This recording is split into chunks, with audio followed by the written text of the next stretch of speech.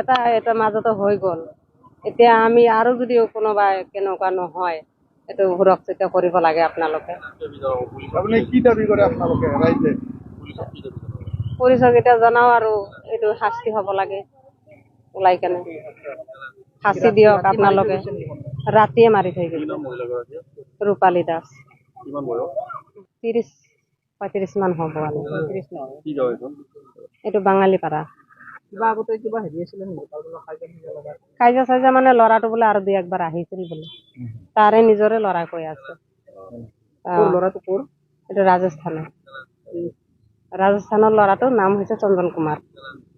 ই আহিছিল বোলে আৰু 2 বাৰ, আমি নাজানো, গম নাপাওঁ, কিন্তু এই তাৰে বাচ্চাটোৱে কৈ আছে, যে বৰ ডাঙৰ মাই আমি আৰু 2 বাৰ মান আহিছে, কিন্তু আমাক ক'ব কাৰণে হাক দিছে।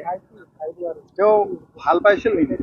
ভাল পাইছিল, আকৌ 3 মাহ থাকিও আহিছে সি। 3 মাহ আমাৰ সন্দেহ সিয়ে মাৰিছে।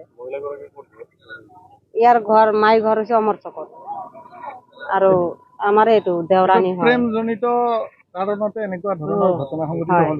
কিন্তু আকৌ ৰাতি মালো খাইছে 2জনে। ল'ৰাটো ক'ত লগ পাইছিলে? ল'ৰাটো এইটো ৰং নাম্বাৰত লগ কৰি কেনে ই ৰাজস্থানত গুচি গৈছিল, 3 মাহ থাকি আহিছি। তাৰে পিছত তাৰ গিৰাকে কৈছে যে বোলে তই ঘৰত আহ, তই একো কৰিব নালাগে, ঘৰত আহ, ভালে অহাৰ পিছত মই বাহিৰত গুচি যাম। বাহিৰত গুচি গ'লে ল'ৰাটোক কোনে চাব? এটা ল'ৰা আছে, তোক চাব কাৰণতো মা লাগিব। এতিয়া মাৰ কাৰণে তাৰ মায়েক আকৌ মাতি আনিছে। আনাৰ পিছত আহিল, কৈছে তাৰ জোৱাইও কৈছে যে বোলে তই ভালে থাক, ল'ৰাটো মই পইচা পাতি যি লাগে মই বাহিৰৰ পৰা পঠাই থাকিম।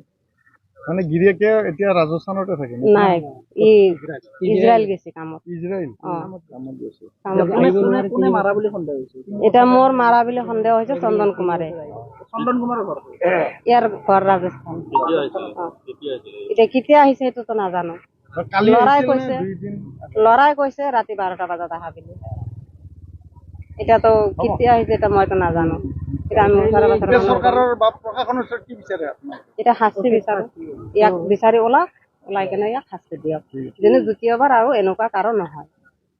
বাঙালীপাৰা আমাৰ এই অঞ্চলত এনেকুৱা ধৰণৰ তাৰমানে ঘটনা তাৰমানে আমি দেখিবলৈ পোৱা নাছিলোঁ, এইটোৱে প্ৰথম। যোৱাকালি ৰাতি নিশা 12টা বজাত কোনোবা দুষ্কৃতিকাৰীয়ে আহি এই ঘৰত তাৰমানে ৰূপালী দাস নামৰ এজনী আমাৰ ছোৱালী বা বোৱাৰী, তেওঁৰ এটা পুত্ৰ সন্তানো আছে 6-7 বছৰৰ। মাক আৰু ল'ৰাটোক তাৰমানে ইয়াতে থাকে, এইটো ঘৰত। তেখেতৰ স্বামীয়ে কৰ্মসূত্ৰে তাৰমানে বাহিৰত থাকে, 2-2.5 মাহ আগত তেখেত বাহিৰত গৈছে।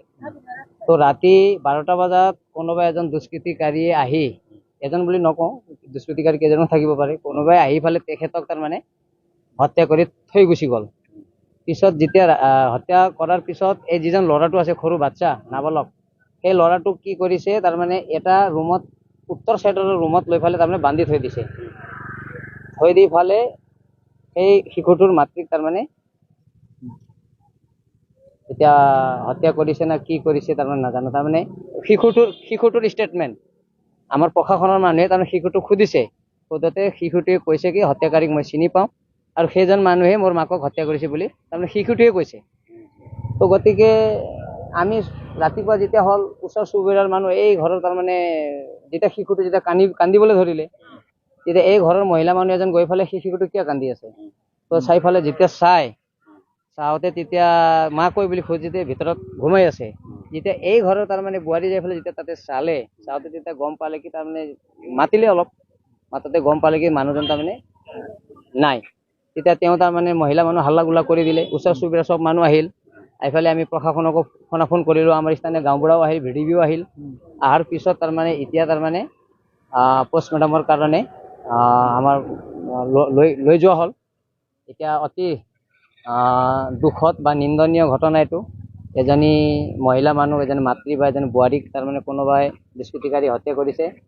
এই অঞ্চলত এনেকুৱা হত্যা হিংসা বা আগতে হোৱাও নাছিল।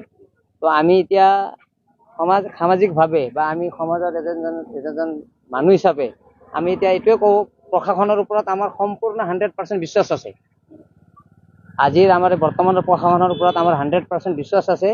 অতি শীঘ্ৰে যিজন তাৰমানে নৰধাম বুলি ক'লো, যিজন দানৱ, এজন মহিলা মানুহক হত্যা কৰিব পৰা, তাক আজিৰ তাৰিখত আমি মানুহ বুলি নকওঁ, দানৱ বুলি কওঁ। তো সেই দানৱক অতি শীঘ্ৰে আমাৰ প্ৰশাসনে তাৰমানে উচিত ব্যৱস্থা কৰি তাক এৰেষ্ট কৰি, তাক উচিত তদন্ত কৰি, তাক এৰেষ্ট কৰি, তাক উচিত শাস্তি তাৰমানে প্ৰদান কৰিব লাগে।